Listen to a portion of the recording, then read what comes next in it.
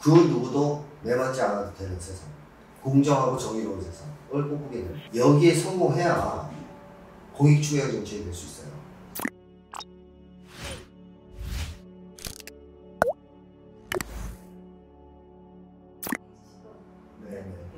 네, 안녕하십니까. 저 고대 심리학과 84학번 김태형이라고 합니다. 심리학자로 활동하고 있고요. 심리연구소 함께 소장을 맡고 있습니다. 심리학을 연구하고 발표하는 일을 주로 하고 있는데 제가 많이 관심을 가지고 연구하는 영역 중에 하나가 심리분석, 인물분석입니다. 그래서 그와 관련된 책을 10권 가까이 될 것 같습니다.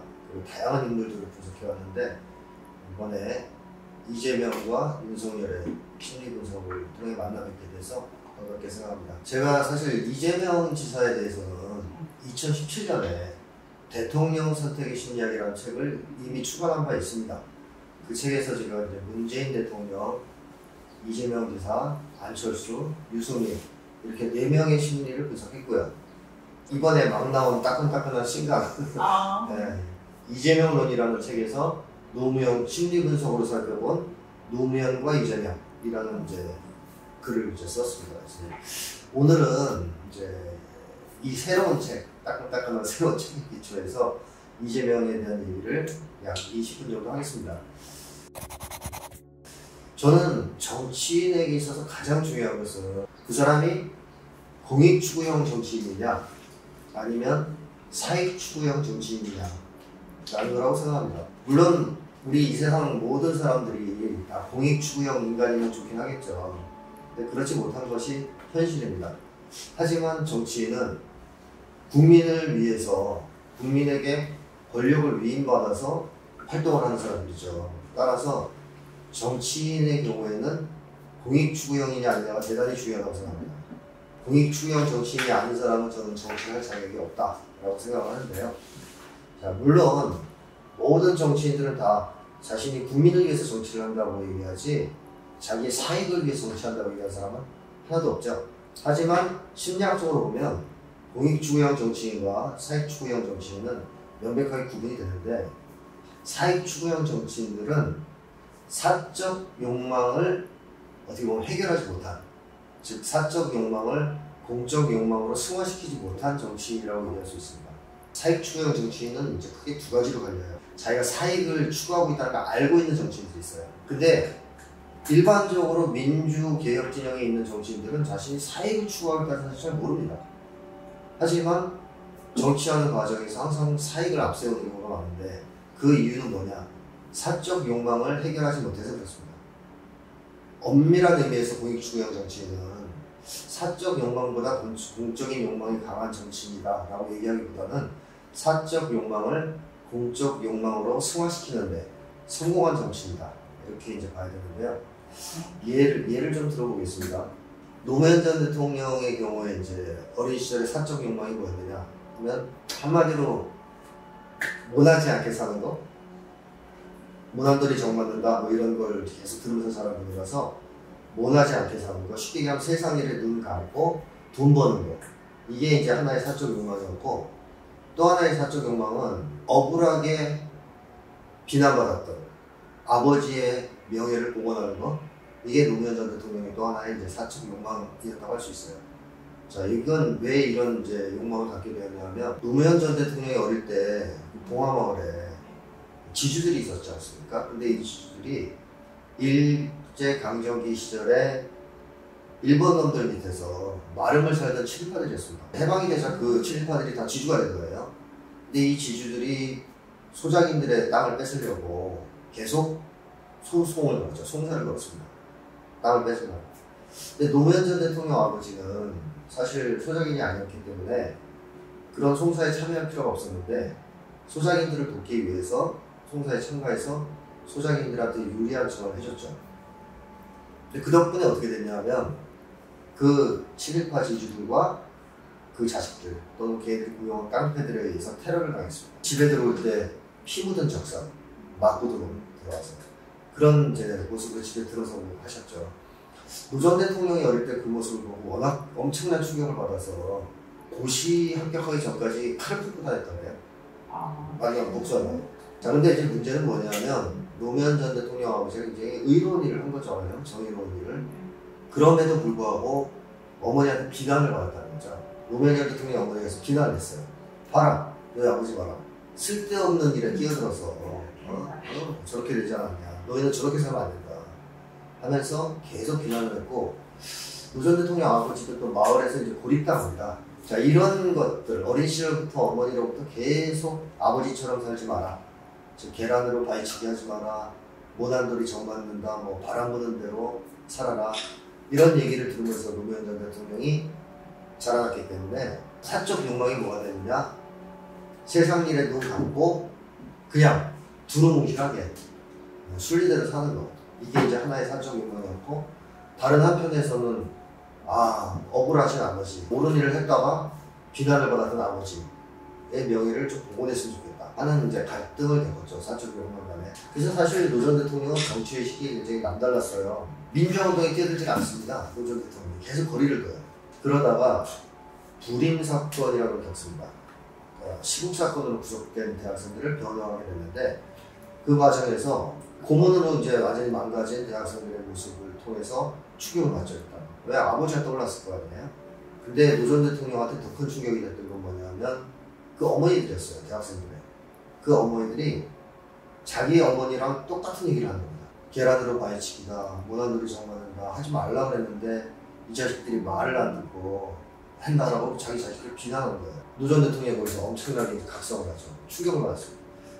야, 이게 우리 집안의 문제가 아니었구나. 이거는 사회의 문제고 역사의 문제구나. 이렇게 이제 느끼면서 딱 깨우칩니다. 이 계기를 겪으면서 노 전 대통령이 이제 사적 욕망을 공적 욕망으로 승화시키는데, 어머니의 명을 따라야 된다? 이걸 이제 거부하는 거죠. 거부하고 아버지의 명예를 복원하겠다. 정의로운 일을 했던 아버지, 왜 억울한 일을 당했을까? 우리 역사와 사회 때문이다. 따라서 내가 정의로운 세상을 만들어야 되겠다. 라는 이제 공적 욕망을 갖게 되죠. 이걸 이제 심리학적으로 보면 승화 과정이라고 할 수 있는데, 여기에 이제 성공한 대통령, 정치인이 바로 노무현 전 대통령이라고 할 수 있습니다. 그래서 노 전 대통령은 정치에 입문하고 또 대권에 도전하기까지, 또 대통령이 됐을 때까지 전 과정에서 항상 하고 싶었던 것은 바로 정의가 승리하는 것을 역사 앞에 보여주는 것, 국민들 앞에 보여주는 것을 원했어요. 그래서 16대 대통령 출마 선언문에 보면 그런 얘기가 나오죠. 600년 동안 한 번도 정의가 승리하지 못한 역사. 비겁함을 자식들한테 교훈으로 가르쳐야 했던 역사. 반드시 끝장내야 한다. 그러니까 처절하게 자기의 그 어떤 염원을 담아서 이제 그런 선언문을 발표했는데, 그런 식으로 노무현 전 대통령의 인생을 보면 계속 그게 반복돼요. 그 테마가, 주제가. 그러니까 이제 노 전 대통령은 그러한 공적 욕망을 실현하기 위해서 노력했던 공익추구형 정치인이다. 이렇게 얘기할 수 있겠죠. 자, 그렇다면 이제 이재명 지사는 어떨까요? 이재명 지사는 어린 시절에 사적 욕망이 뭐였느냐? 매맞지 않는 삶이에요. 이재명 지사 가난해가지고 학교에 준비물 준비해가지 못하고 또 뭐 그 당시 육성회비 이런 게 있는데 그거 못 내고 그때마다 맞았다는 거예요. 학교에서 많이 맞았다는 거죠.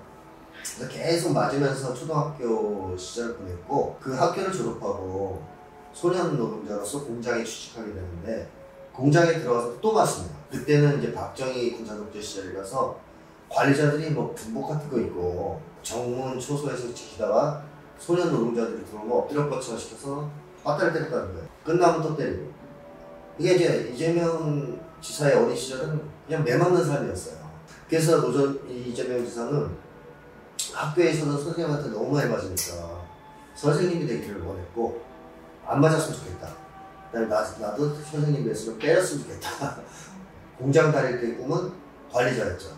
그래서 관리자가 돼서 안 맞는, 매맞지 않는 삶을 살고 싶다. 이게 이제 꿈이었거든요. 자, 그런 어떤 소박한 사적 욕망, 매맞지 않는 정도의 성공과 출세를 하고 싶다는 사적 욕망을 간직하고 있다가, 이제 이 지사가 검정고시 중학교, 고등학교 과정을 거쳐서 대학에 입학하게 되죠. 그리고 대학에 입학했을 때 이제 광주에 대한 진실도 알게 되고, 소위 이제 80년대니까 진보적인 어떤 흐름 이런 걸 접하게 됩니다. 거기서 그야말로 노 전 대통령이 고문당하던 대학생들을 변호하면서 깨우쳤던 충격 같은 걸 받게 되죠. 야, 이 세상이 내가 알던 세상이 아니었구나 라는 거. 내가 이렇게까지 비참한 삶을 살아야 했던 것. 또 우리 가족들이 다 이렇게까지 힘든 삶을 살아야 했던 것.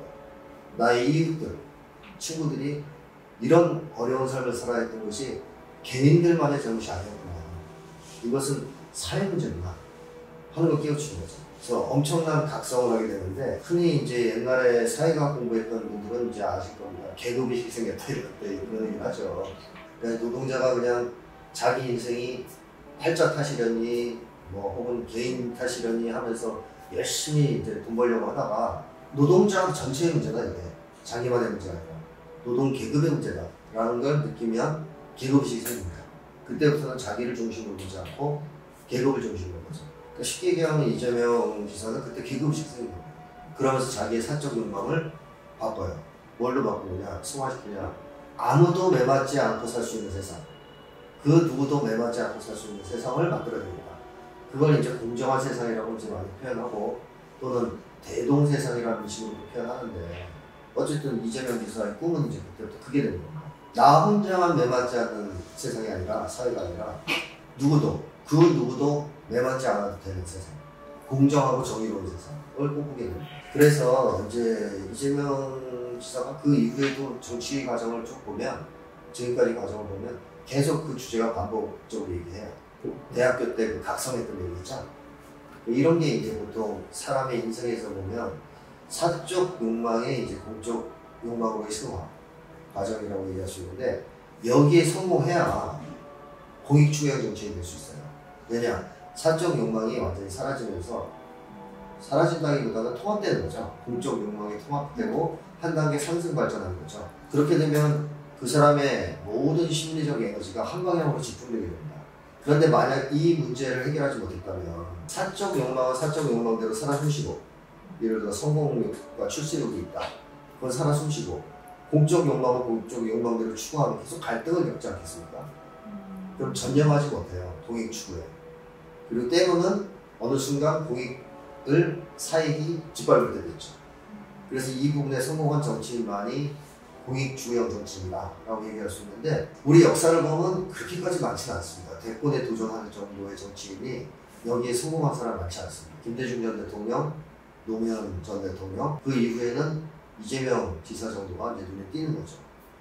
그래서 이재명 지사는 일단 기본적으로 공익추구형 정치인이다 라고 말씀을 드리고 싶고, 공익추구형 정치인의 특징이 있어요. 저는 그 4가지로 이 책에서 정리를 했는데,